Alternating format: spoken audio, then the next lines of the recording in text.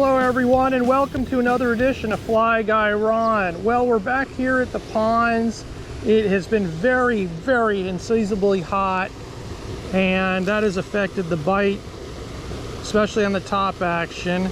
But hopefully we'll get something today with overcast conditions that's lowered the heat. Well folks, of course, the minute I turn the camera off, stop recording, I get a hit. So as you can see, I've got tension on the line. Straight up is the rod angle, and we're going to do a proper landing. So I'm going to get up to the shore, and I'm going to do this motion into the net. But I've got to get some more line in and get them, lean over, extend my right hand out and get the fish into the net. That's how it's done. Beautiful, beautiful bluegill on the popper. Hey folks, now that I've landed it properly, I am going to show you how to properly handle a fish to ensure its survivability. Well, first off, you're always going to want to keep that fish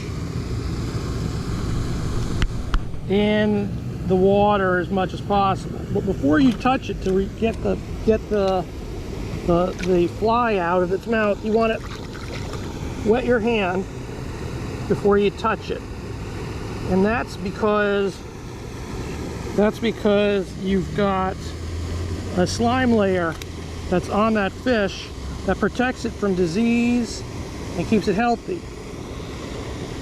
And this rubber net is really the preferred net to use in order to not hurt the fish. So now that I've got the fish in hand, I then go ahead and proceed to delicately remove the hook, which it just did, and that way I take it, I make absolutely sure to put it back in the net.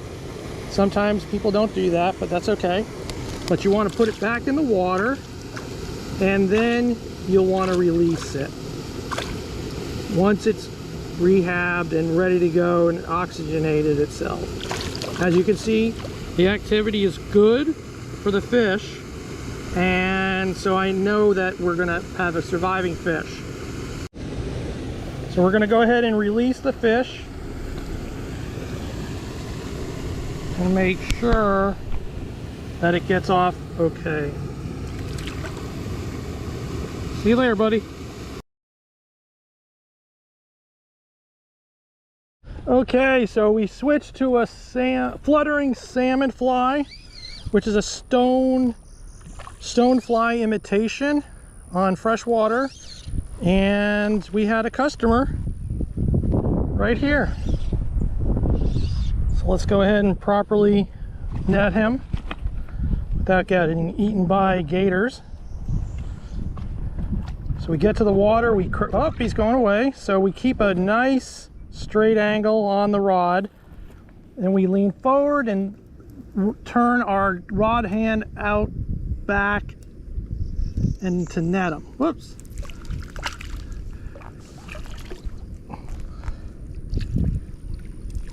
There we go. And that is how you do it. Okay, we're going to release this guy.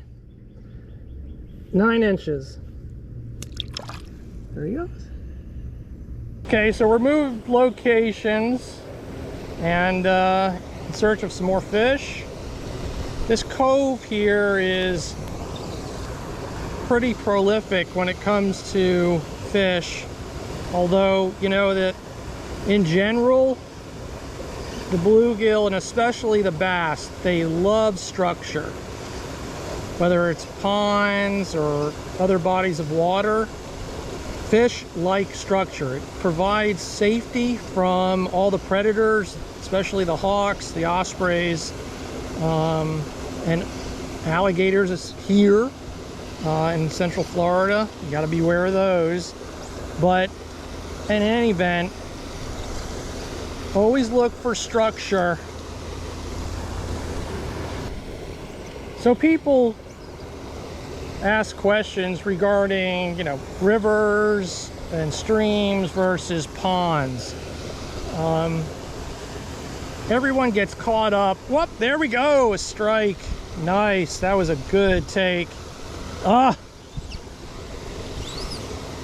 Too much talking, not enough concentration. Anyway, getting back to the ponds versus streams and rivers. Down here on the ponds, going for bluegill and bass, don't get caught up in the size of the leader and tippet, the X factor.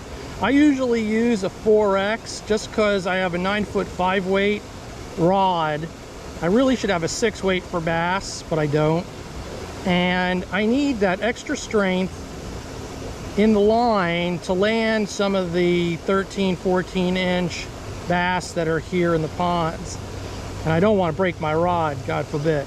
So the fish on still body are less leader shy than particular fish on rivers and streams, especially out west, when you're working delicate flies, and presentation is of the utmost importance. So just keep that in mind when you're rigging up your rod. One other tip I can give everyone that'll help with the hook sets being more solid and accurate, and hopefully get you some more fish in the net.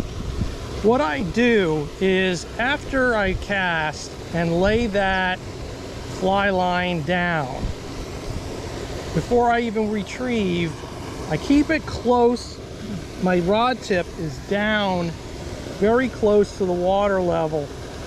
And the reason I do this is because the minute I see the fish take the fly and they've got it in their mouth, I immediately set the hook by raising the rod.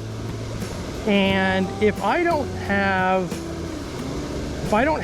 this tight and no slack condition, and I'm up here and there's a lot of slack, it's going to take me an additional second for that line to respond and get that fish and hook set completed. So make sure that every time you've got your fly out on the water,